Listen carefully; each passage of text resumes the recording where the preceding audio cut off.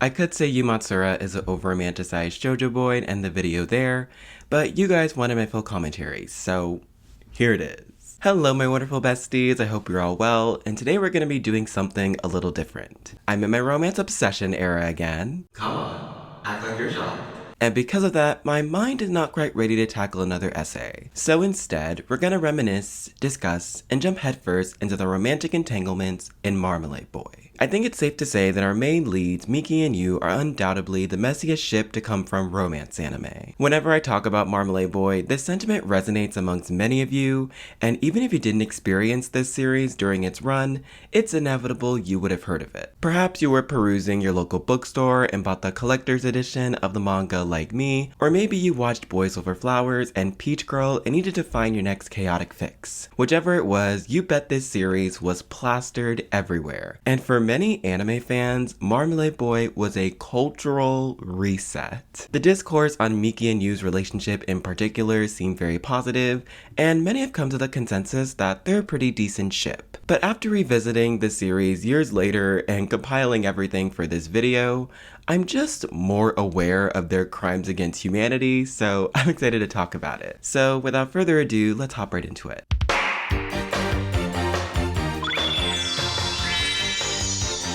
So Miki and Yu's relationship actually starts before the show begins. We get an Easter egg in the OVA prequel where we meet the Matsura household. Yu's parents are having a conversation about their future plans, which involves switching partners with the Koshikawas, who's a couple they met on vacation in Hawaii. As Yu remains unfazed by his parents' news, he continues to live life normally, but his everyday regime is disrupted when he spots the Koshikawa's daughter Miki. Yu spies on Miki playing tennis by the playground and is entranced by her beauty from the second he lays eyes on her. Unbeknownst to Miki, some kids come barging into the playground, declaring her as the towel monster, and she entertains them for a while until she meets up with her friend Mako. To no one's surprise, Yu follows Miki after retrieving her wristband that dropped, and then upon looking at the initials, he comes to realize that Miki is his stepsister, and that becomes the major dilemma for the rest of the series. Guess what? I nearly forgot to tell you. The Koishikawas have a daughter just about your age, and her name is Miki.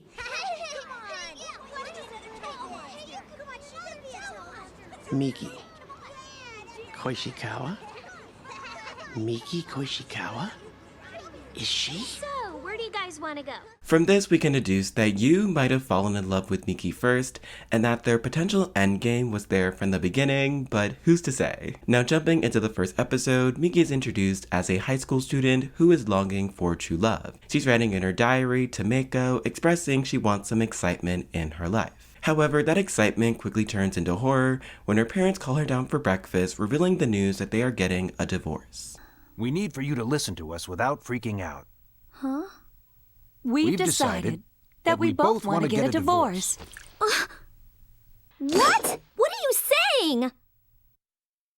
It was definitely the last normal day of my life. The pure insanity of this premise is what gets me every time.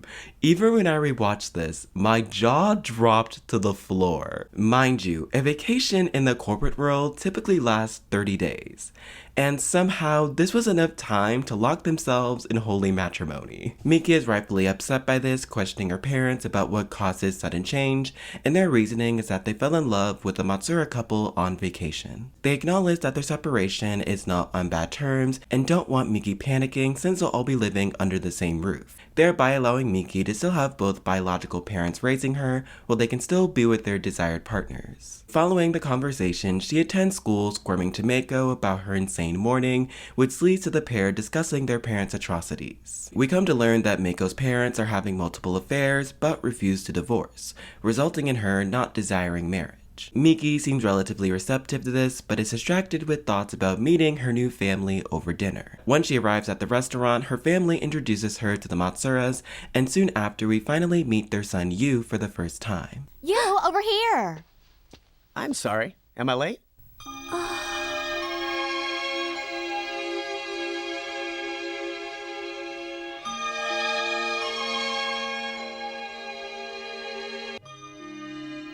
It's nice to meet you. Oh, his smile is way too cute. Hi, how are you? What am I gonna do? Oh, I'm gonna get to know this really hot guy, that's what. Oh, I just can't believe how super lucky I am. Now, I don't know if I'm just desensitized by this scene for how many times I've watched it, but I don't think this is the best first encounter to come from shoujo romance. Their banter just seems weirdly forced due to their living circumstances, which makes their interaction feel somewhat stale. It's also very telling that Miki and Yu's initial attraction for one another is primarily based on love at first sight and not on certain behavioral traits. I guess you could argue at that age, teens place physical appearances on a high pedestal, but in retrospect, that's just a cop-out for labeling teens as shallow and only having superficial chemistry. Besides that one heartthrob moment, the two are constantly at odds with one another. When Miki expresses disgust towards their parents swapping partners, Yu expresses that he doesn't see an issue with it. This becomes an impetus for their bickering whilst living together, but also becomes a catalyst for their blossoming romance. Once both families move into their new home, Miki and Yu are unpacking their stuff, leading to their first real conversation. But you know, I really think it's kind of fun that our families doubled in size practically overnight. Just don't make too much fuss, okay? Let you and I be friends.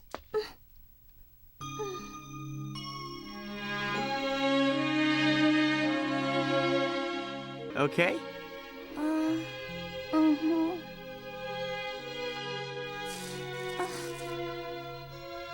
What?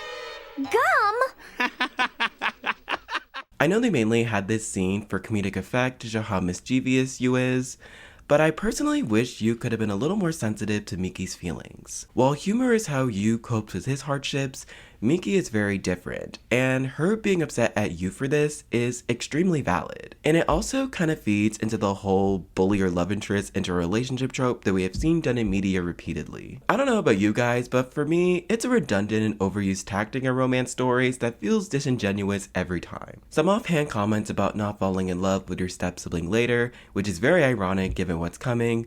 We see Miki heading to school, which she considers her safe haven. This is the only time throughout the day where she can escape her new family and wants to soak in every moment. But that glimmer of hope doesn't last long when, surprise, oh no, you got transferred over. So Miki then shows you around the campus, and this is where we meet another secondary character, Ginta Suo. He is Miki's former crush turned best friend who is also on the tennis team. And naturally, with his appearance, things get rather complicated. Out of curiosity, Ginta inquires Meiko about Yu, and she reveals that he is her new step-sibling. This sparks Ginta keeping a watchful eye on them while pondering his past actions that very abruptly crop up. We learn in a brief flashback that Miki and Ginta have always been close friends, but for a certain period, Miki was in love with him. She finds the courage to write Ginta a love letter expressing the length she's had these feelings, which would be since freshman year. Unfortunately for Ginta, however, he isn't the first one to read Miki's letter since it was accidentally placed in one of his friend's magazines. They huddle around each other asking Ginta if he's into Miki,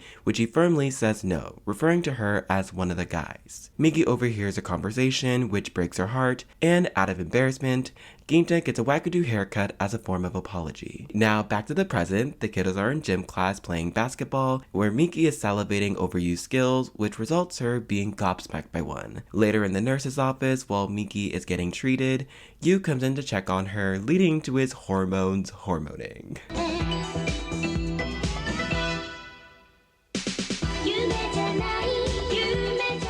My young pubescent self was eating this shit up, whereas now, it comes across as borderline creepy. Yu kissing Miki while she is presumably still sleeping just screams a huge yikes, because in any other context, this would be perceived as assault. And it also takes away what makes that moment magical in my opinion. You know, both partners coming to the realization that they like each other and are consensually reciprocating their intimacy. It's a very powerful and emotional moment to feel.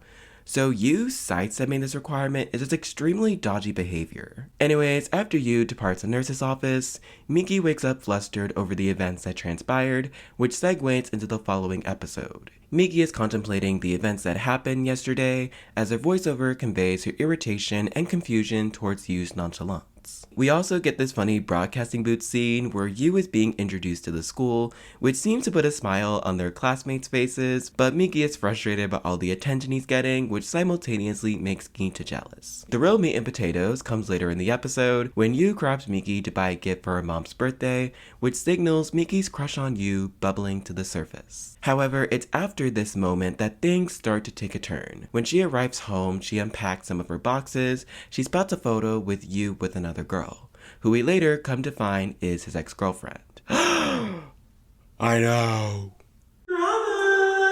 But before we open that can of worms, the fateful day has come for Miki and Yu to spend some quality time together. They receive tickets from their parents to attend the Wonder Dog theme park, and the two are playing various games together. We get to see a softer side of Yu emerge when he tries to win a stuffed animal for Miki on the claw machine, which makes her slightly fawn over him. When Yu gets some alone time as Miki enters the House of Miracle Illusions, his ex-girlfriend Doremi Suzuki makes her grand entrance.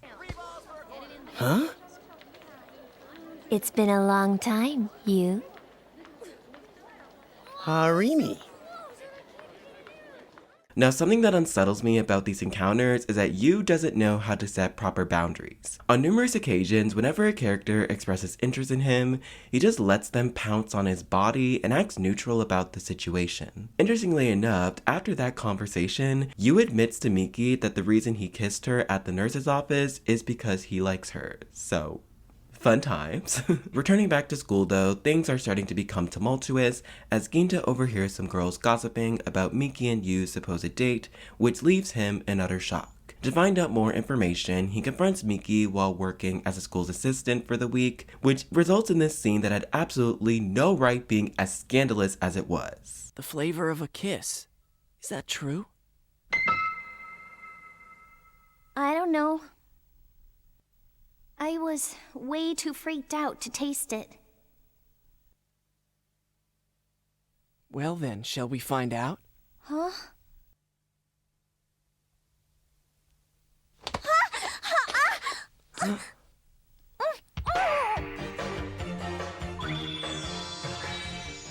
So, that was a moment. Tensions were very high.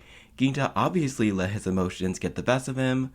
Yet, for some reason, he doesn't apologize to Miki afterwards. In fact, he doesn't take any accountability for his actions, and I can only imagine what is flooding through Miki's head right now. In the course of 3 episodes, 2 boys have forced themselves on her and are sending mixed messages about her feelings. Considering Miki is an already sensitive person, all these contributing factors could signify why she has such low self-esteem. For obvious reasons, Miki avoids Ginta to reflect on what happened, and our first love triangle bears fruit. A couple chases later, in an almost successful attempt, Ginta catches up to Miki when she's running away from him. But luckily for her, Arimi is waiting outside the school for Yu. So Miki blackmails Arimi into helping her escape, but whilst in a hurry, she drops her robot recorder in the process, which Ginta obtains.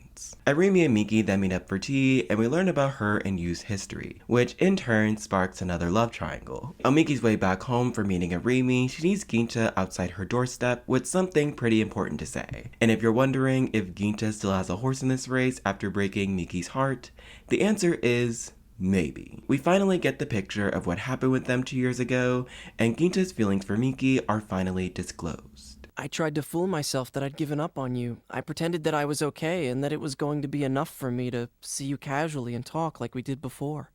It's just that I've always liked you a lot.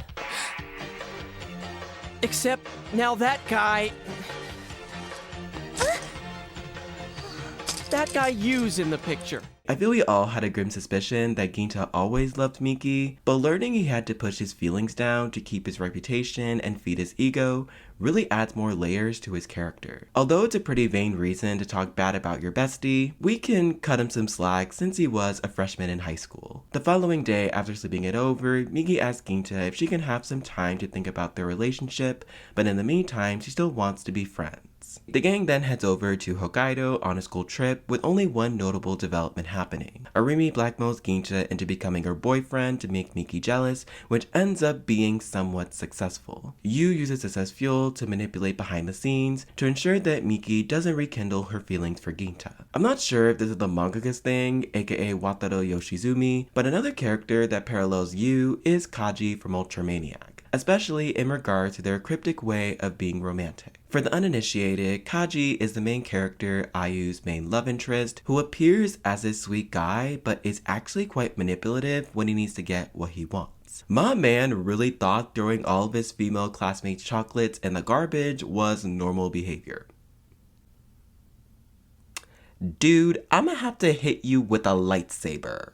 He needs some milk! It's just something I wanted to mention because I've noticed a consistent pattern with their characters. You'll start to clock on quickly that Yu is sweet on the outside but bitter on the inside, which is ironic given that Miki compares Yu to Marmalade Jam, branding his name Marmalade Boy. Oh yay, we figured out the hidden meaning behind this series. That means there's gonna be no more problems moving forward. Yu's birthday is coming up, so Miki is planning a special celebration for him where they almost kiss.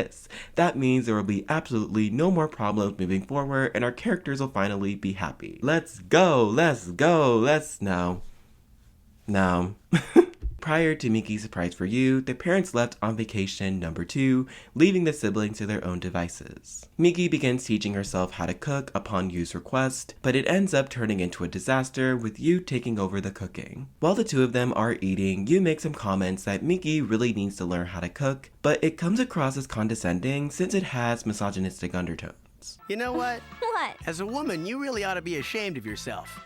I mean, you can't cook to save your life. In episode 11, Miki takes Yu's advice to heart and concocts a special dinner for his birthday, which Yu seems very pleased by. During the festivities, Arimi, Gincha, and Tsutomu show up, causing more shenanigans about Miki and Yu's housing situation. The episode ends with Miki reflecting in her room, when in walks Gincha giving her an ultimatum for who will be her boyfriend, either him or Yu. If you really want to see a girl's room, then you should talk to Arimi. There's nothing between us. You're lying. You see her from time to time, don't you? Just like today?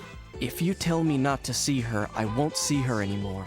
If you choose me, I promise you that she will never come between us. But if that's just not possible, I'm gonna give up on you and go steady with her.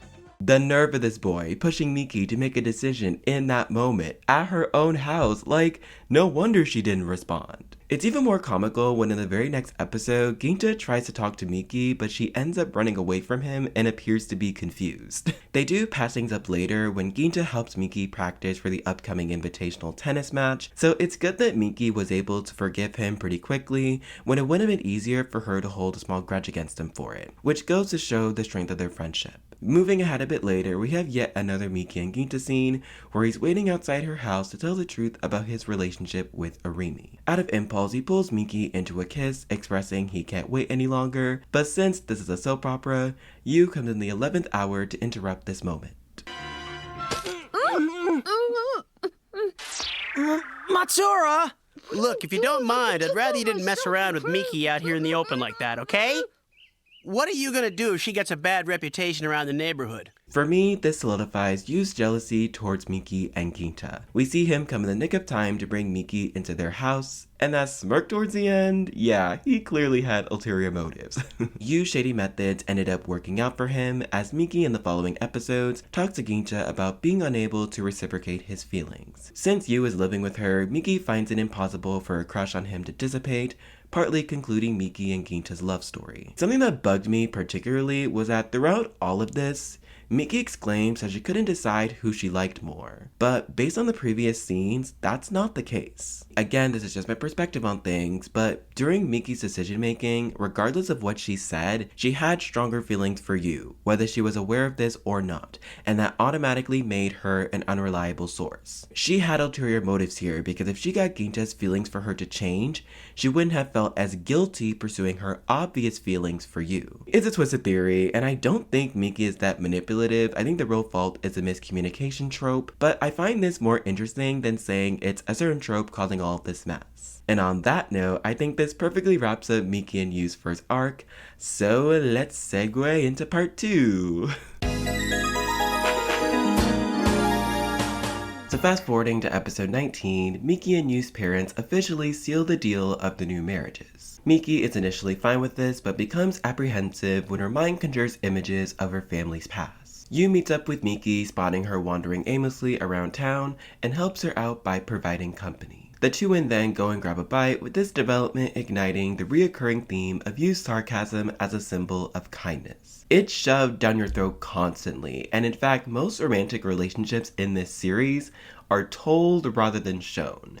So that might be saying something. The parent plotline then continues throughout the episode when a student films Miki and Yu leaving their home, exposing their family dynamic at school. This resulted in Miki being more confident with showing her parents off and removing any doubts about who she considers family. I really like how this episode uses humor to douse the tension in the principal's office, and it's just a wholesome moment overall. However, it's after these events where things start to become sticky. So now let's shift gears and talk about Yu and his past. In the following episode, Miki and her friends are conducting a compatibility test where Yu and Satoshi score 100%. The scoring gains more credibility when learning the rumor that is circulating in school that Yu and Satoshi are dating. To discover if these rumors are true, Miki and Mako go and spy on the pair, and they determine at the bare minimum that these speculations aren't fabrications. Wait a minute. Arimi told me something about their relationship. I really think you're completely incapable of falling in love with a woman. That could be. If he said that, then maybe you really is gay. There's just no way. Yeah, Marmalade Boy decided to do that. Unfortunately though, it doesn't get any better. Later in the episode, out of jealousy to win Yu's heart over Satoshi, Miki challenges him to a race to keep him apart from Yu. While they're running, Satoshi comments that no matter the race's outcome, Miki won't be able to keep him and Yu away. You know there's no way that you can come between us, Miki. Our relationship is too solid. What in the world are you talking about, Satoshi? How can you possibly have a solid relationship with another man? I'm sorry if that was hard to watch, because that also made me very uncomfortable. It isn't cool of Miki to demean Satoshi for potentially having feelings for Yu, even if that's not the case. I understand Marmalade Boy is a product of its time, so I won't be too critical, but it would be disingenuous of me not to bring it up, since it does affect Miki and Yu moving forward. Following that interaction, Miki and Yu's parents go on yet another vacation, where Yu spots an opportunity to meet Satoshi's father, Yoshimitsu Miwa. Miki becomes slightly jealous, following the pair every which way, only for her to get lost in the process. It's later revealed that the reason Yu was spending so much time with Satoshi was to get closer to his father, who was a famous architect. We learn the full extent of Yu's passion for architecture and the significance it has on his own life. So this brings us back to their home, where Miki is reading some of Yu's architecture books until Yu comes into his room and the two share a conversation about his interests. So you want to be an architect, is that right? Well, I'm interested in the subject, yeah, but I haven't really decided on anything yet. I think I might want to major in it in college, at least at first, but I'm not really sure about anything. But you could have just told me. This is the first I've heard of it. Really? Yeah, really. It obviously means something to you. You've got a whole wall full of books about it, so why didn't you tell me? Well, there's no point talking to people about things they really aren't all that interested in, right? You'd probably just think it's boring anyway. No, you don't get it. I'd be interested. Come on, I'd be happy to hear about it. Will you just drop it already? Look, it just doesn't concern you, okay? Miki's frustration is understandable, but I think she overreacts just a little bit, especially since Yu owned up to his mistake immediately and gave her a sincere apology. It's also worth pointing out that Yu still has no clue that Miki likes him, so there's gotta be some sympathy there, which I feel like is probably why their situation resolved itself so easily. And by so easily, I mean in the literal next episode. So this installment features Mako planning a beach getaway to cheer up Miki, but Yu, Ginta, and Satoshi crash their vacation and chaos ensues. Miki at this time is still avoiding Yu because of the hurtful words he spewed off, while Yu is desperately trying to get her to respond to him. After a few back and forth banter moments, Yu forcefully stops Miki to inquire about her avoidance. Miki skates around Yu's questions until Arimi pops into the picture, and the two remain apart for a short while. The episode's climax happens during the bravery contest, where Miki and Yu are paired up together, with Yu finally revealing a hidden secret about his family. So I'll tell you everything. You...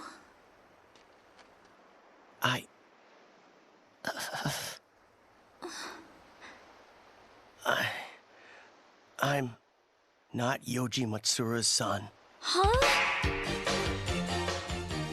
The child that my mother had with an old boyfriend is me. This moment in particular is one that I really remember loving when I was younger. Yu was finally able to be transparent with Miki, and we also got a clear sign of his affection for her. However, viewing this scene in context, I can't help but see this reveal as really oddly placed. From prior scenes, Miki's insecurities stem from Yu keeping his passions concealed from her, so to then switch the focus onto his parents just seems a little bit out of reach for me. But for continuity and pacing purposes, it's understandable why this is done. We needed to get to a place where the stakes would significantly affect our main lead. I also jumped ahead a little bit, but in the previous episodes leading up to this, a common justification for Miki being the perfect partner for Yu is that he opens up more to her and seems happier. But based on what we've seen so far, that's not wholly true. Yu is known to be aloof and secretive about his personal life, to the point where his parents don't realize that he knows about their casual affairs. So the character's voicing that Yu views Miki differently in that regard is a little suspicious, considering Miki has to beg Yu to accompany him to meet Satoshi's father. So now Miki is dead set on helping Yu get reacquainted with his real father, and we see this when she decides to skip Ginta's tennis match to travel with Yu and Satoshi. Once they arrive at Yoshimitsu's house, they have a conversation about what really happened with him and Chihako. Apparently, Yu was wrong about their relationship, as Yoshimitsu reveals that his love for Chihako was purely one-sided. I'm sorry to have to tell you this, but I'm not your father. Father, why do you deny it? Why won't you just admit that it's true? There's no need to deny it. Chihako and I never had that kind of relationship. I'm sorry, but I'm just not the person you're looking for. You've got the wrong man. This must have been so heartbreaking for Yu, to learn that for most of his life, his real father was someone else, all to find out that Yoji Matsura was his real father is just mind-boggling. And then also learning that Satoshi isn't his real half-brother is just really sad too. And it just makes this whole situation leave you scratching your head. It honestly feels that this parent plotline was just used to fill time, as the events essentially reset to how they were before, apart from Yu receiving closure. With Yu pondering over his daddy issues, he spends some alone time at the beach. We see him distraught for the first time, as when Miki arrives, he ends up sobbing in her arms. The two end up talking for a bit, with Miki telling Yu that even though she's not blood related to him, she still loves him and she considers him part of her family. This scene would be cute given these characters aren't step-siblings, but it's giving cruel intentions, so it is what it is. The two then lock eyes with one another and both admit their feelings and share a passionate kiss.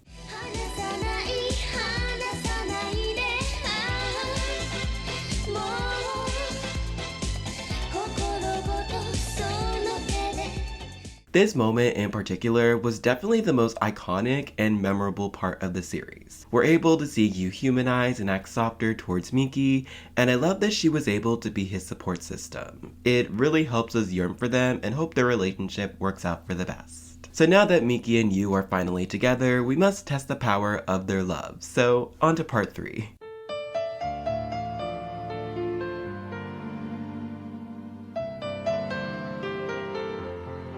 So their relationship picks up right where we left off in episode 26, where Miki and Yu properly turn down their admirers, Ginta and Arimi. They both accept Miki and Yu's platonic feelings for each other, and luckily all remain close friends. We also get the special moment where Miki and Yu exchange medallions and have a photo of one another inside it, signifying the love of their life. At the end of the episode, Yu's mom Chihako is asking him to appear in a commercial. He reluctantly agrees with the encouragement of Miki and starts shooting the commercial the next day. While shooting for the commercial, everyone thinks he's a natural and should continue pursuing this further, but Yu rejects the offer. Which is even funnier and more iconic knowing what character's Yu's gender was. While he's continuing the shoot, we are interrupted by a young model named Suzu Sakuma pouncing on Yu, who we learned previously will be his partner for the commercial. This encounter further illustrates that there will be more chaos brewing, as later on Yu becomes her tutor, sparking more drama for the couple. With this development, Miki starts to have have some concerns over the amount of time Yu is spending with Suzu, as she is very pretty and a widely recognized commercial model. She is constantly comparing herself to Suzu, debating whether or not Yu's love for her will wane, but don't worry, Yu assures her that he's only participating in this one commercial. In the next episode, Miki and Yu are discussing planning a vacation for just the two of them to celebrate their new relationship. We come to learn that Yu solo travels often to see the architecture of various places. He reveals to Miki that he initially liked architecture to get closer to Satoshi's father, but he ended up enjoying it regardless. This leads to Yu deciding that he's going to add more work shifts to his plate in order to pay for their vacation, and that's what pushes the couple moving forward with their infrequent meetings. Miki also wants to raise money for their trip, so to counteract these unstable feelings she has towards Suzu fawning over Yu, she ends up getting a part-time job to alleviate her worries when in appears a boy named Kei Tsuchiya. Now, something interesting in the Marmalade Boy fandom discourse is that some people think that Kei and Miki was a better relationship than Miki and Yu. For me to evaluate the validity of this claim, we need to examine Miki and Kei's relationship arc to give the guy a fair shot. So Kei Tsuchiya is a resident sad boy. We meet him in episode 28, where he is Miki's co-worker at Babasan's ice cream parlor. Their first meeting occurs when Miki is retrieving ice cream from the storage room. She slips on the ladder upon grabbing the item, with Kei breaking her fall, but not without losing her medallion in the process, which Kei keeps for himself. So now it's becoming clear that Yoshizumi is repeating the same storyline she did previously with Arimi and Ginta, where Miki has insecurities about her relationship, which allows another pair to weasel their way in there. Only this time, the pair in question are way more persistent in their advances, so good luck to Miki and Yu.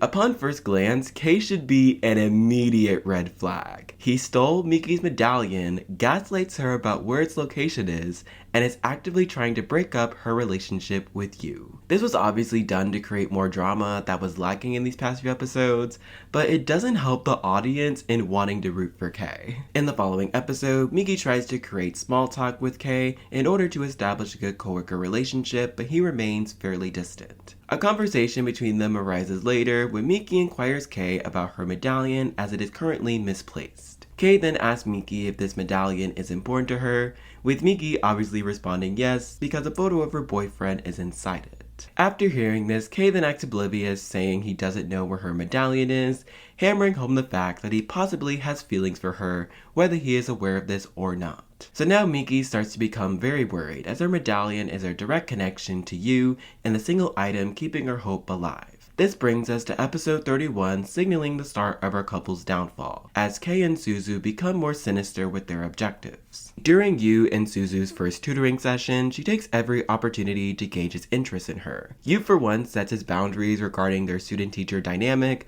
but becomes slightly distracted with drawings created by Suzu's father. Her father is also a famous architect who is close friends with Yoshimitsu, so Yu immediately lit up with joy. Suzu then inquires Yu about his medallion, leading her to internally express that Miki and Yu aren't a good match. Despite her knowing nothing about Miki, she marches over to her job to see what Yu values in her. And for some reason, Miki is intimidated by this 13-year-old girl who realistically would be associated as Yu's younger sister rather than a partner. Nonetheless, Suzu is adamant about being with Yu and wants an opportunity to get closer to him. Conveniently, one rears its head when she watches Satoshi honing his guitar skills for an upcoming concert. Suzu then asks Satoshi about Yu singing in his band to grab the high school girls' attention at the school festival. Yu decides to go along with this, resulting in him and Miki spending less time together, which could raise a concern. In the following scene, after Miki's long shift at work, she spots Kei entering the Lizard Lounge, and out of curiosity, she follows him in there. Kei remains standoffish until Miki starts warming up to him, and then he goes up to the pianist in hopes of serenading her with his heartfelt melodies. After the concert, Kei admits to Miki that he only played to impress her, and then he runs away due to thoughts resurfacing about his traumatic history with music. Miki then calls out to Kei, and she falls over due to exhaustion and ends up snuggling up in his arms. Hey!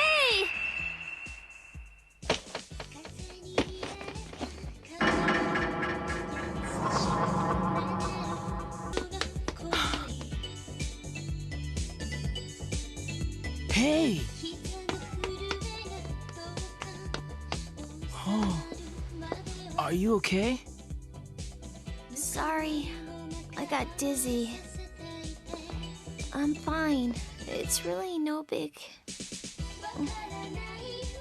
Now, I don't know how to feel here. On one hand, it could be considered cheating since she's embracing another man, but viewing this in context, it's clear she was overworking herself and wasn't in a normal headspace when this situation occurred, so I'm a little bit torn. However, unbeknownst to them, Suzu witnessed their intimate moment and contemplates whether or not to act up on it. In the following episode, Miki tells you how tired she's been working long hours at the ice cream parlor, and then this happens. Miki, what if our parents see us? Just for a second. So we're now at the school festival, everyone is having a fun time until Kei and Suzu arrive. Suzu tries to separate Miki and Yu so that she can be alone with him as she requests Miki to show Kei around the venue. This brings us to the concert where Satoshi's band faces a predicament. Their pianist got burned while cooking the yakisoba for their festival, so in an attempt to still hold their concert, they ask Kei to sub in. He begrudgingly agrees and the band put on the concert of a lifetime. The song is a banger, it lives rent-free in my mind, and Yu, low-key, looks like an idol star up there. After the concert, Suzu comes up on stage to give Yu flowers, but not without the parting gift of a kiss.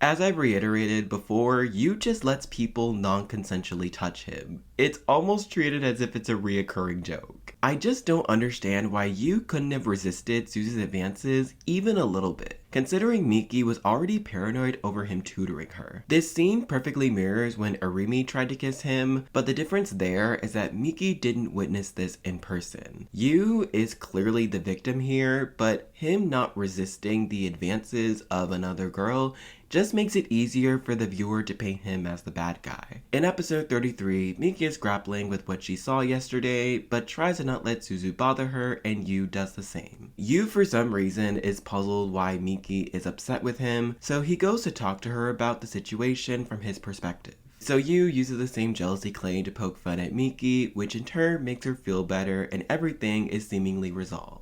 But the drama doesn't end there, as Suzu shows up at Babason's to inquire Kei about his relationship with Miki. Kei clears up Suzu's misinterpretation of their hug, referring to it as helping her due to work fatigue. Unfortunately for Kei, he ends up dropping Miki's medallion, only adding to Suzu's suspicions. We're now reaching the end of the episode where Yu is picking up Miki from work due to their vacation plans, but to his horror, he witnesses Miki hugging Kei and leaves heartbroken immediately. She's so silly.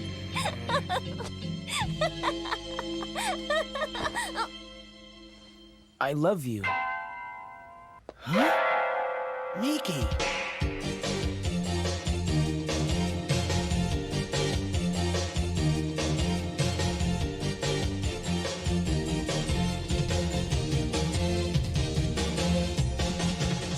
Now this is where Yu starts to become a bit insufferable. I understand he just witnessed his girlfriend embracing another guy, but it's pretty obvious that this interaction was non-consensual. Also, did you just forget about Arimi and Suzu kissing him and framing those moments as not a big deal?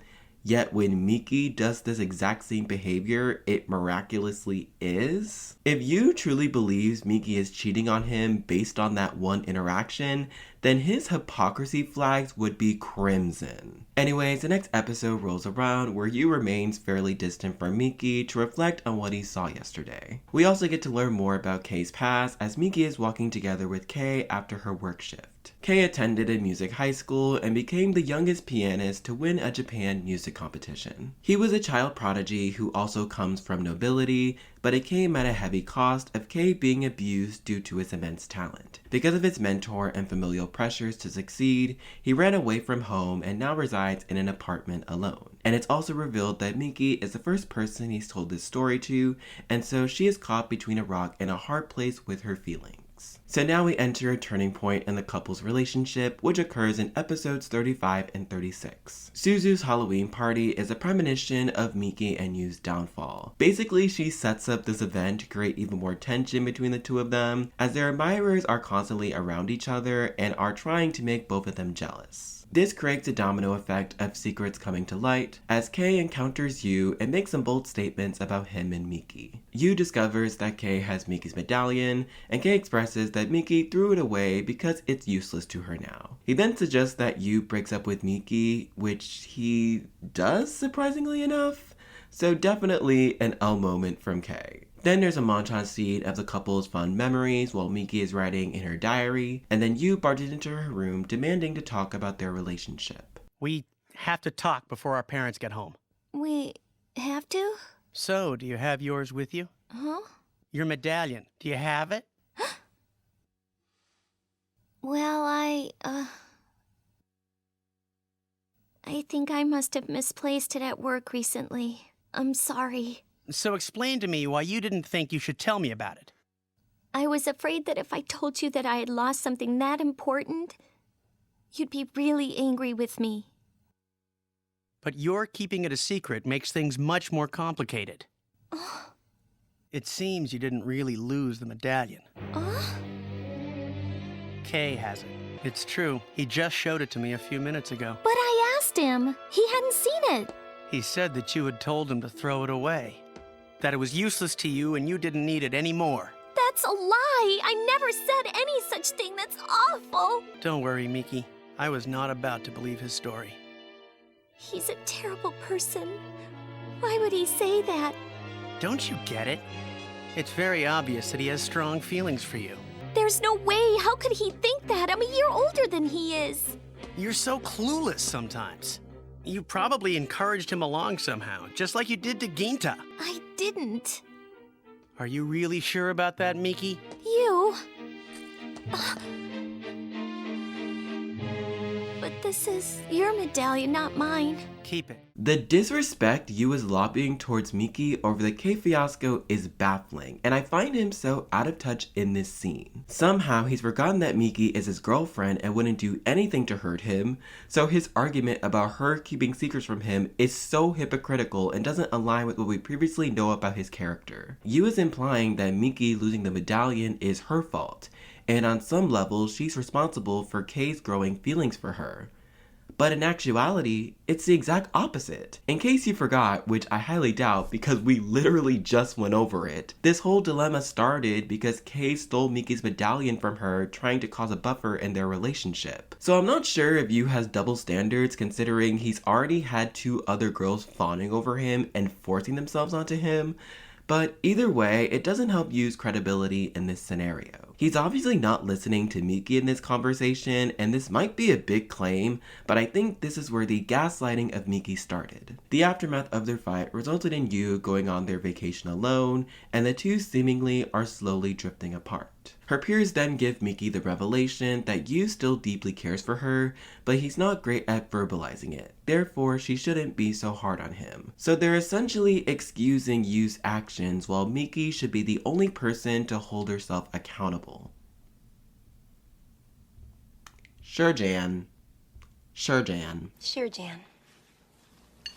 Thankfully though, Yu does apologize to Miki for going on their trip alone and his childish behavior during their argument. Miki also follows up with her apology for doubting Yu's loyalty and intentions, and the two repair their damaged hearts. However, the drama for the couple then continues when we meet Yu's old childhood friend, Anjo Kitohara, while the two are having their sweet moment. The audience doesn't get any time to breathe here, but at least Anju is a kind person, so that's a nice change. We come to learn that Yu met Anju in the 6th grade after learning the truth about his father. Yu was very depressed at this time, so Anju was the only person he could turn to whenever he was feeling down. Yu also admits to Miki that Anju was his first love after she questioned him, which probably in hindsight was not the best response. But it's refreshing to see Yu become more transparent about his prior relationships with Miki. This was something he struggled with in the past, and it hits harder knowing the full extent of how much Yu's family's debauchery affected him. Subsequently, Anju and Miki are having a conversation at Babason's about her crush on Yu,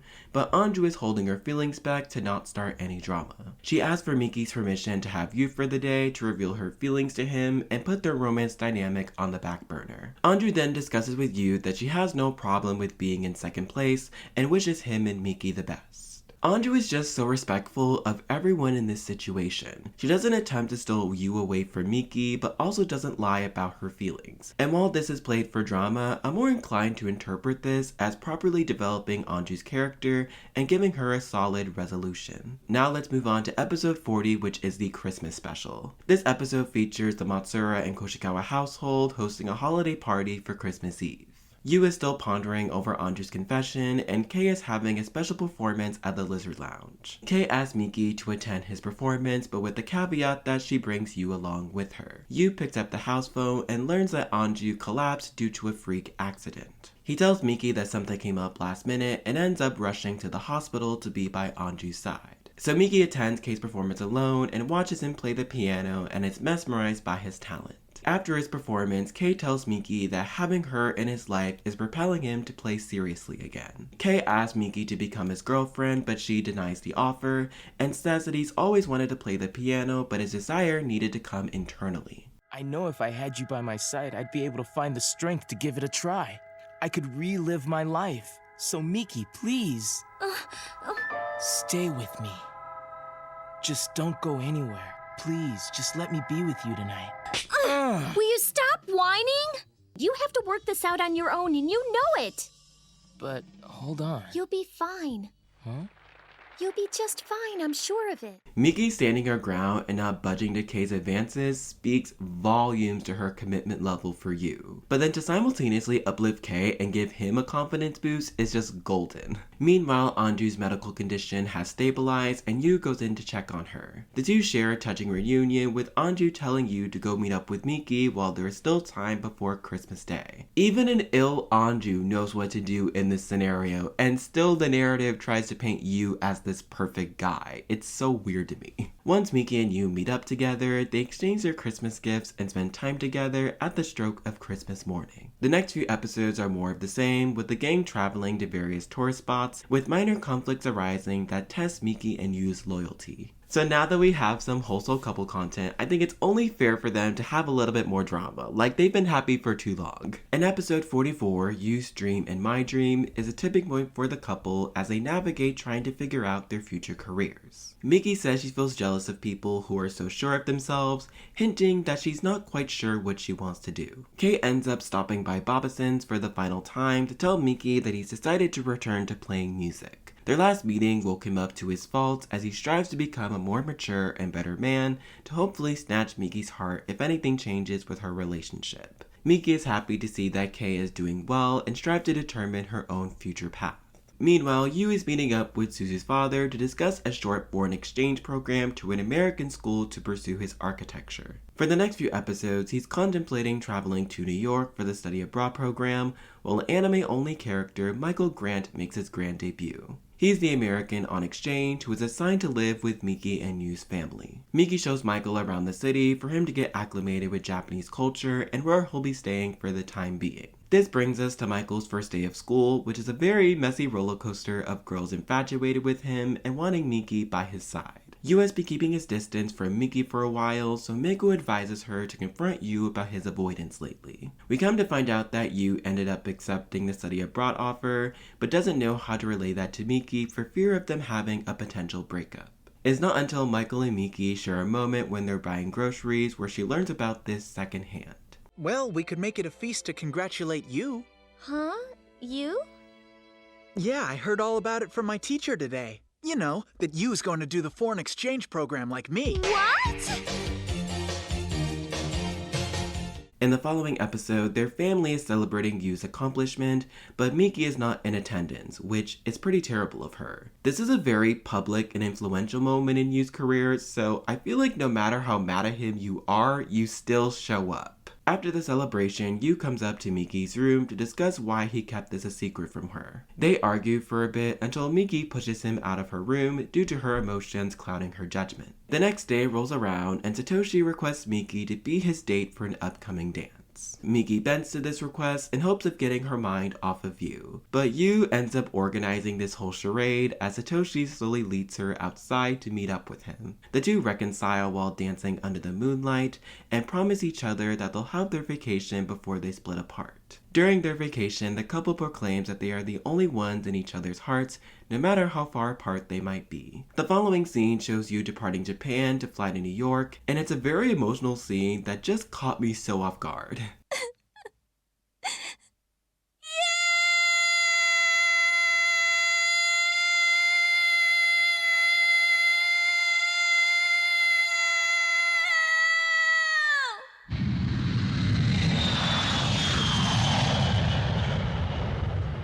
And I hate to say it, I hope I don't sound ridiculous, but part of me wishes that was the end of their relationship. In case you're unaware, the next events after this are exclusively anime-only content. And in my opinion, it just stunts Miki and Yu as lovers considerably. Some reasons for this addition was that the anime and manga were running simultaneously, so the anime producers decided to add this new storyline to create filler for the manga to catch up with the anime.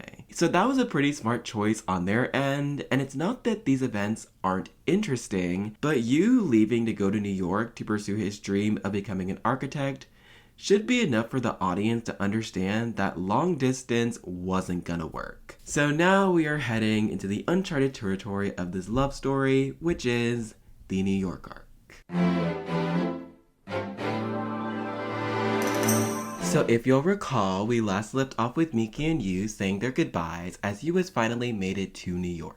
Miki is still coping with his departure while Yu is settling down in his dorm. His first introduction to his American peers stirs up the conflict for this arc, but also creates some funny moments. They tease Yu over his name resembling the English pronoun you, and Yu meets Michael's brother Brian. Upon Brian dragging his crush Jenny, holding his friends up for an evening event, Jenny makes eye contact with Yu and love at first sight starts to bloom. With this love triangle brewing, Jenny and her friend take Yu to the advisor's office to escape Brian, and they introduce him to his dorm mate Bill. Bill is essentially the American Satoshi, as his main characteristic is being perceived as gay and becomes Yu's closest confidant throughout this time. It's evident while Yu is acclimating himself to New York, he is still thinking of Miki, as we get this scene of his inner monologue expressing that he's made it to the big city. Miki, I'm here.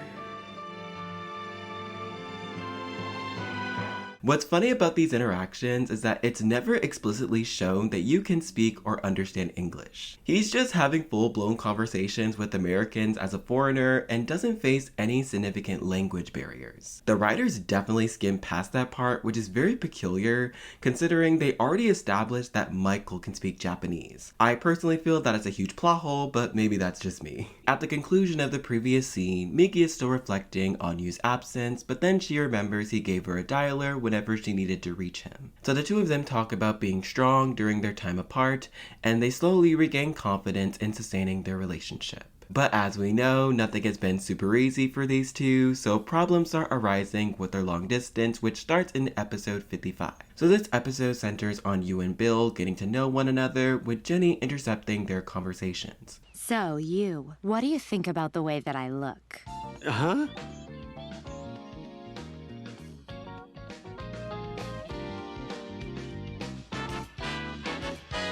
Well, I think that you're an incredibly attractive girl, Jenny. Really? Yeah, definitely. So, what do you think about this then? Do you want to be my boyfriend? Huh?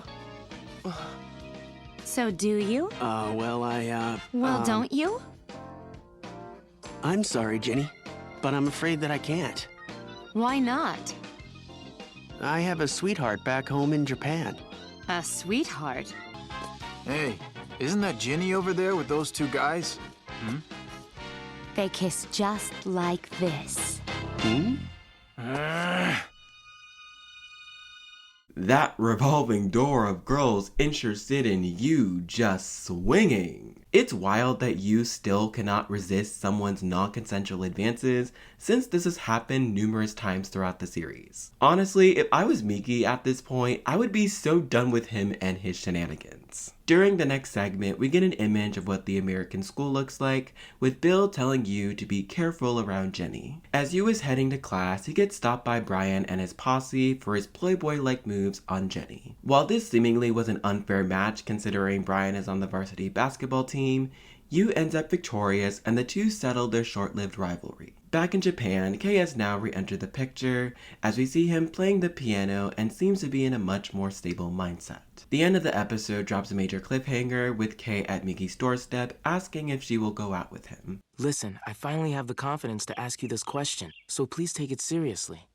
Huh?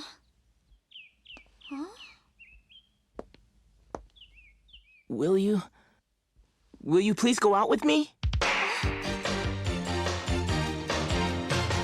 Now you could say Kei asking Miki this question is wrong, but I find his response after to be very endearing. He patiently waits for Miki to give him an answer, doesn't pressure her into anything, and wants to have a conversation with Yu about his feelings. This shows us that Kei isn't using any manipulative tactics to grab Miki's attention, and instead providing support whenever she may need it. But that's just me foreshadowing the events ahead. Unbeknownst to Miki and Kei, another love triangle has been planted, as it is later revealed that Michael is in love with Miki, but I feel like that's something we already knew. This brings us to a confrontation between Miki, Kei, and Michael, as the boys argue who is going to spend time with Miki and other semantics. Miki pushes back by stating that she already has a boyfriend, but that won't stop these two from enacting their confessions. Kei's confession takes the form of a concert where he wrote an original piece titled For You, which is inspired by his time with Miki. He ensnares Miki with this song, which makes Michael's jealousy reach new heights. This makes Miki even more confused about how she feels for Kei,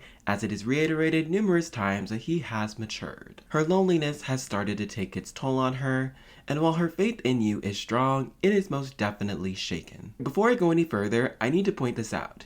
Throughout their long distance so far, Yu has not made any effort to call Miki. Miki has primarily been the one communicating with Yu. Even her friends acknowledge that he should be ashamed of himself for not reaching out to her. So it's very telling that Yu isn't even doing the bare minimum, which is call her consistently. To hopefully alleviate this problem, Arimi gives Miki a good luck charm where you insert your partner's name and say the chant that appears on the screen. The following scene takes us back to Miki's home where she is waiting for her destined phone call, which ends up happening and she ends up talking with Yu. But this does not come without its shortcomings, as when Michael is handed the phone, he comes to learn that Yu has caught the interest of Jenny. This pulls him into a dark spiral, forcing a kiss on Miki out of anger.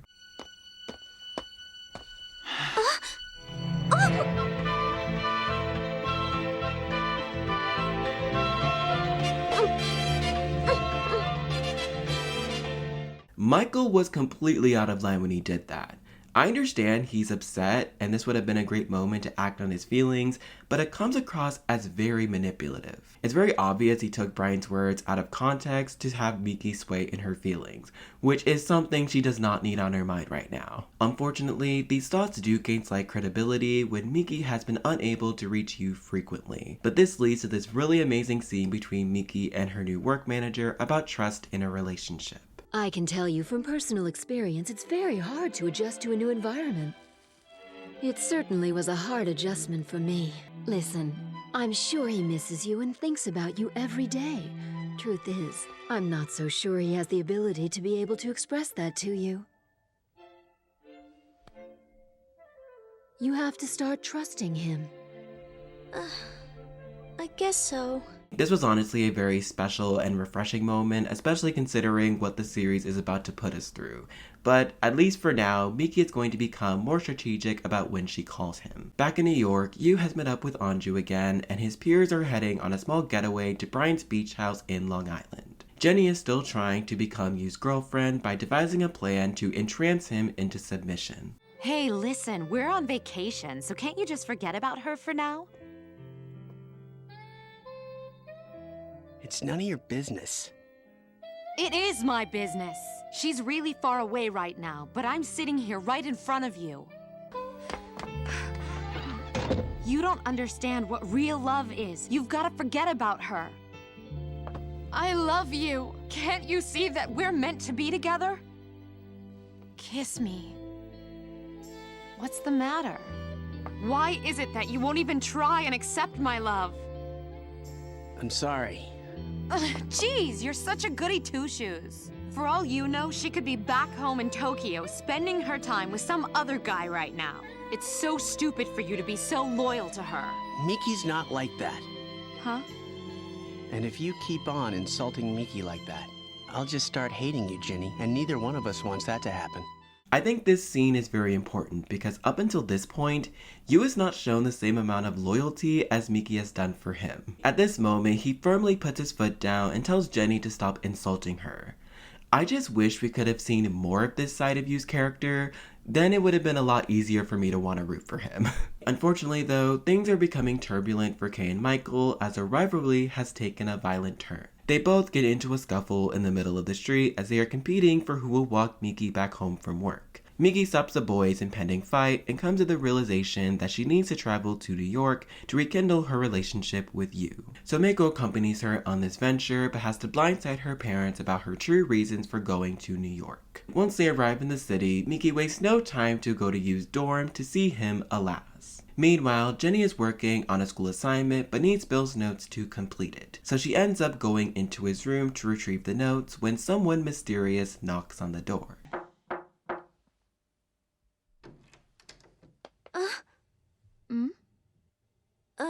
Is this Yu Matsura's room?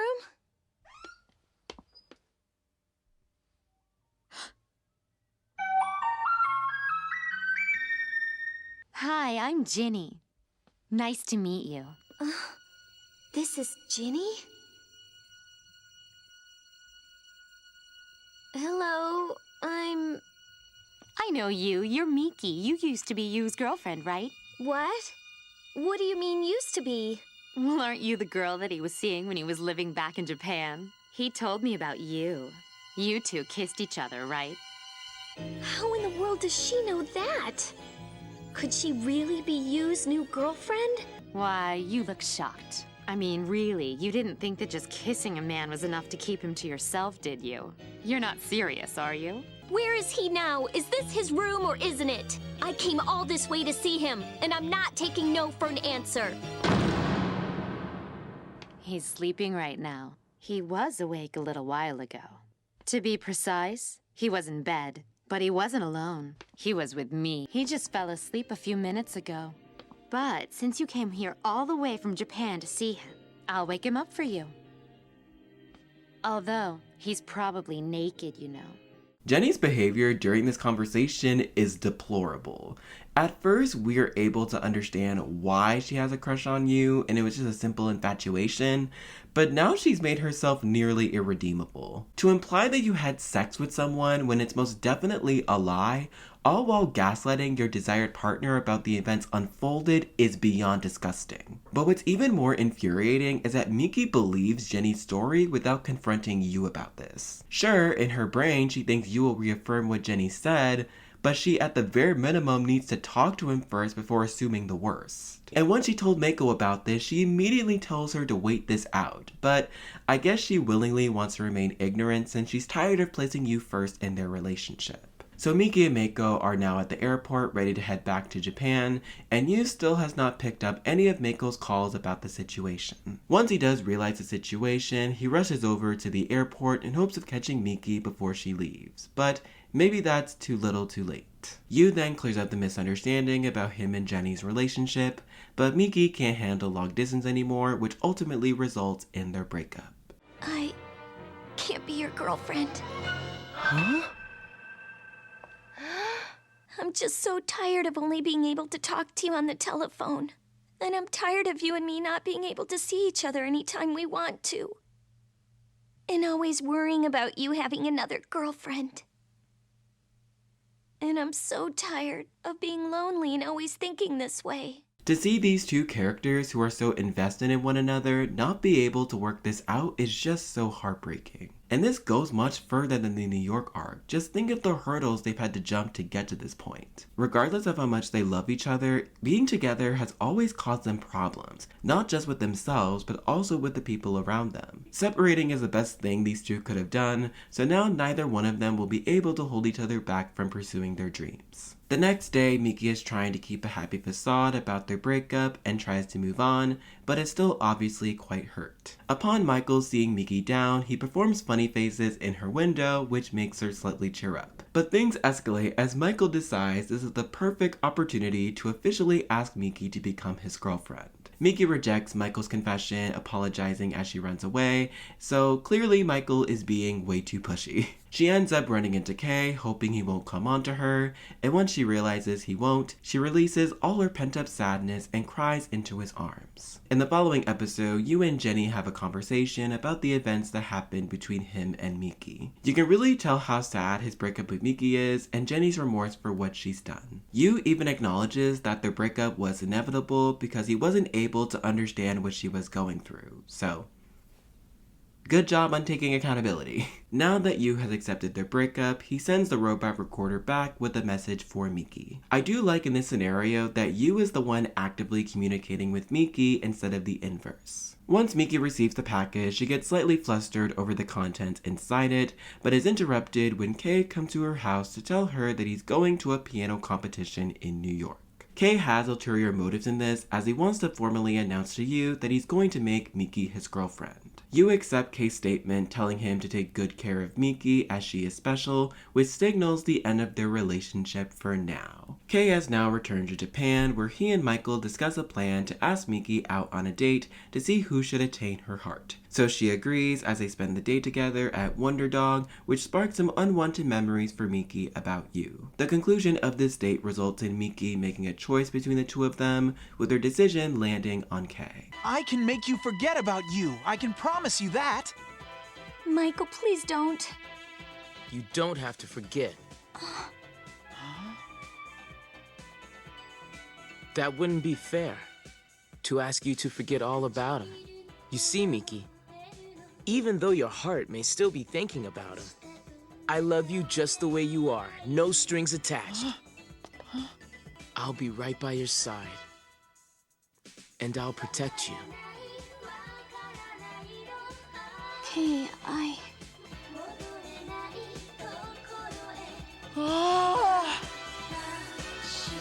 Kay's choice of words really demonstrates how much she has changed. While Michael was telling Miki that she needed to forget about Yu, Kay understood that's not feasible and accepted her regardless. And it's more impactful knowing that Kay will put in the effort to be with her, especially since Miki is very vulnerable right now. And I also feel that this shows how strong of a character Kay has become. Miki, however, is worried that she only picked Kay to fill the void that Yu left, but Kay is very aware of this. Yu clearly has not left Miki's mind yet, as during one of their dates, she can't stop thinking about him due to the sentimentalism of the locations they're in. Kay is super supportive throughout all of this, as he knows that Yu is not going to leave Miki's mind so easily. Another love triangle starts rearing its head, unfortunately, as Ginta becomes jealous that Miki is dating Kay. This makes Arimi very concerned to the point of wanting to break up with him, but Ginta later reveals that he was only concerned about Miki as a friend and nothing more. Fast forwarding a little bit, Yu is grappling with the dilemma of returning to Japan because he doesn't want to be a hindrance to Miki and Kay. But after long deliberation, he decides to return home for the summer, and Miki is left in limbo about her feelings for facing Yu.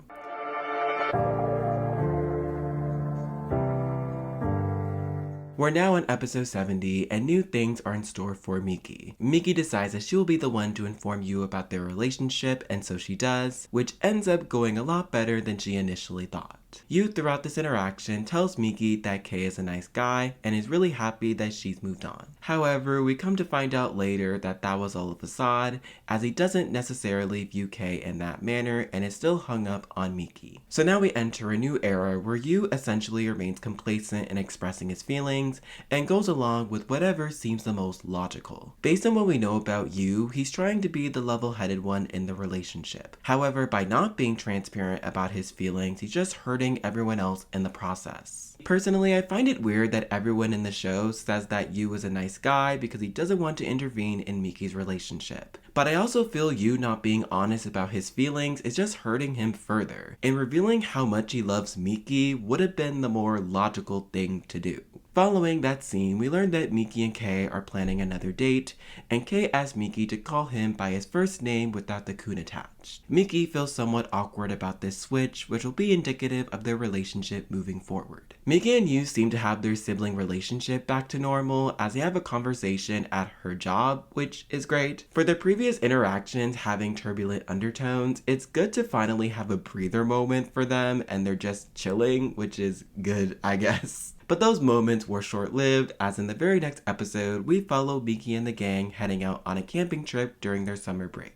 As they all arrive at the campground, Miki and Kei are joking around with one another, which sparks some jealous moments from Yu. And then the inverse happens when Yu and Anju are getting along well, which starts to make Miki question her feelings. Then we get this moment between Ginta and Yu while they're fishing, where Ginta tells Yu to fight for Miki. You're just gonna let Kei have Miki without a fight? I always thought there was something real between you two, but now you're acting like your love didn't even matter. I don't care if you are studying in America. It doesn't mean your love has to be over. I just think it's best for everyone involved. No! Yes, it is.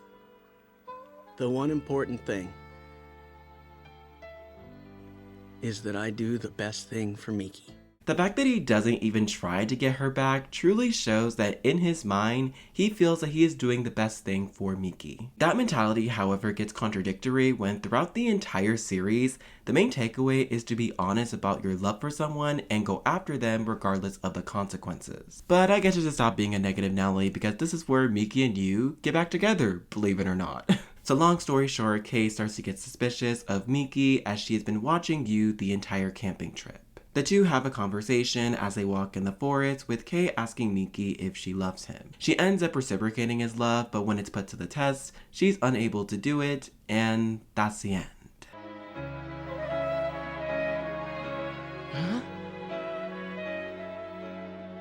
What's wrong?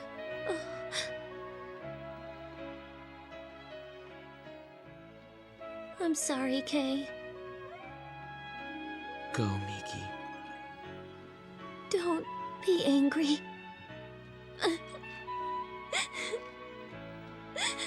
sorry.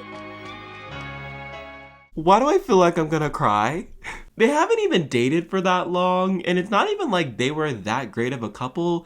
I think I just personally know what's coming, and it just makes me angry that Kei was done such a disservice. So basically, Miki reunites with Yu, and the two rekindle their romance and become a couple once again. I do really like that Kei was able to push his feelings down and allow Miki to get back together with Yu, even though it hurts him. Overall, Kei was a very stand-up guy, and his character development really grew throughout the series. And after reconsuming this series years later and analyzing his story, I can definitely understand why a lot of people are Team Kei, especially for those who are anime onlys. That said, I don't necessarily think Kei and Miki would have been a great endgame, but in comparison to Miki and Yu, I thought their relationship was better executed and fit better within the mold of the story, especially during the latter half. But back to this episode, I want to include this scene between Anju and Kei as they both discuss how to get over someone they deeply love. So what's the best way to forget someone you love? How do you get over them?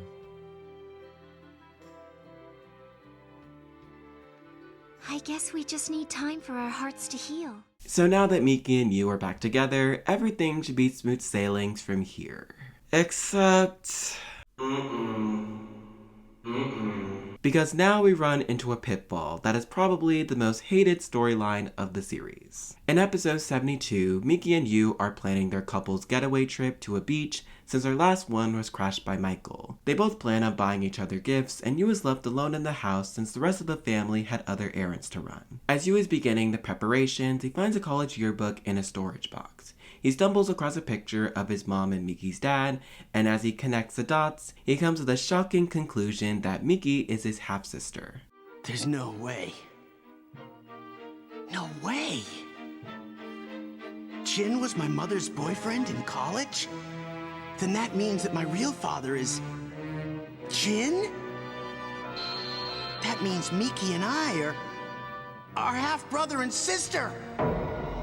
At this point, any justification or argument for their relationship existing has lost all credibility. Miki and Yu presumably being blood related shouldn't even be that surprising because the likelihood of their parents not having any connection prior to their Hawaii trip was incredibly slim. So Satoshi ends up calling Miki as she returns home from work, lying to her about Yu's whereabouts. Yu then calls her a bit later, asking to meet up to discuss their familial relations. He immediately breaks up with her without explaining why, and then he heads back to New York for the rest of the summer. I understand how distraught Yu is to find out this information, but the way he handles himself throughout this episode is just inexcusable. It's also worth pointing out that he's going off of conspiracies and speculations, not empirical evidence from actually talking with his parents. So there's no way a viewer can take him seriously for his word. Like, this video already had me not being too crazy for Yu, especially comparing his storyline to Kei's, but now I'm starting to think that Yu was a disappointment from the start. He spent many years hiding his feelings away due to his family drama, but instead of using that as a way to get closer to Miki, he keeps information hidden from her even though it directly impacts their relationship. After that debacle, Miki ends up spending the night at Meiko's house, which calmed her down significantly, but she still feels Yu broke up with her for non-selfish reasons. So now we're coming on to the end of the series, and of course we can't leave Miki single and happy, so let's talk about that. In the following episode, Miki packs up all of Yu's gifts to forget about him and move on with her life. Miki seems much happier and more independent now that Yu is out of the picture, which makes it even more frustrating why they continue to keep these lingering feelings for each other. The end of the episode features Miki spotting Yu's gifts in her dresser, and the memories of him come flooding back. Meiko then advises her to go to New York for one final time to tell Yu how she feels about him. And for some reason, she's able to travel to New York again without facing any repercussions for her actions. It's just bonkers. So Miki inevitably meets up with him and confesses that no matter if he broke up with her, she still is in love with him. But he continually resists until he finally reveals that they are half-siblings. We can never be together. Nothing can change that. Because we're brother and sister.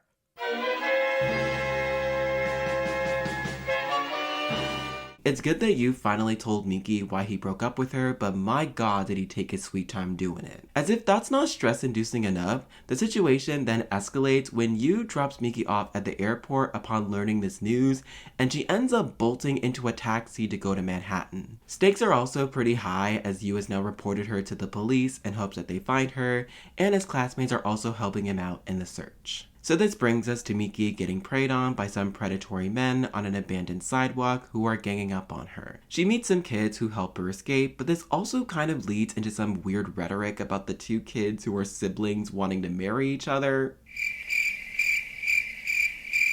They end up continuing getting chased down by those men, but Yu comes in the nick of time to rescue them. Afterward, Miki and Yu share a very vomit-inducing moment where they proclaim that regardless if they are siblings, they are still going to be together. I don't care if we're related. I want to spend the rest of my life with you.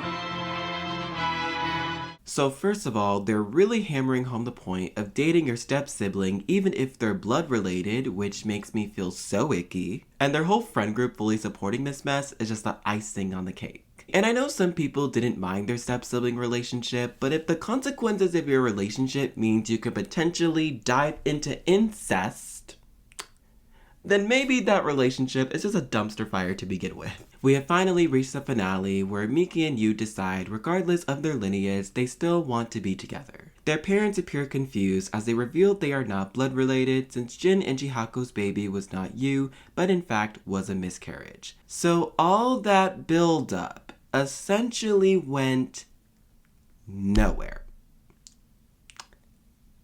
Cool. The ending of Marmalade Boy takes place at Meiko and Nomura's wedding. Miki's monologue at the end of the finale establishes all her peers' new ventures, and after the wedding reception, Miki and Yu are adorned in bridal attire, which ends in them sucking face. So, there you go. Miki and Yu endgame. And that's it. Miki and Yu are married and live happily ever after. Can you believe it? I can't. I have sat here for a very long time. What's crazy to me is that the series spent all this time building Miki and Yu's relationship, only for them to break up.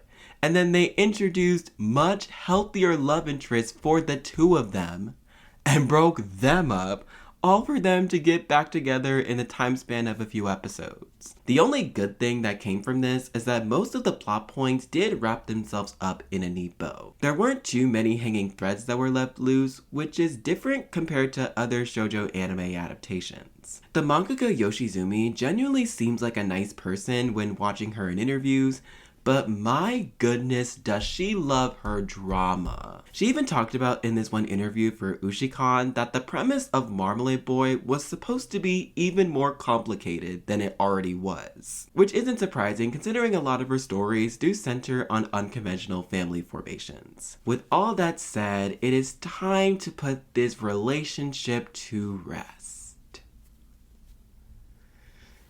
Or so we thought. So unfortunately for us, Marmalade Boy doesn't end there, because in 2013, the sequel series Marmalade Boy Little made its grand debut. It was created by the same mangaka Wataru Yoshizumi and ran in the josei magazine Kokohana. It follows Yu and Miki's younger half-siblings, Rika and Saku, as they navigate their middle school lives. The story takes place 13 years when Miki, Yu, and the gang are now grown adults, dealing with struggles of that age. Throughout the beginning of the story, Rika thinks Saku is her biological brother, but that won't stop him from proclaiming his love for her. Similarly with Miki and Yu, Rika and Saku are not blood related despite living together. So it's abundantly clear that Yoshizumi is repeating this same enemies to lovers storyline again.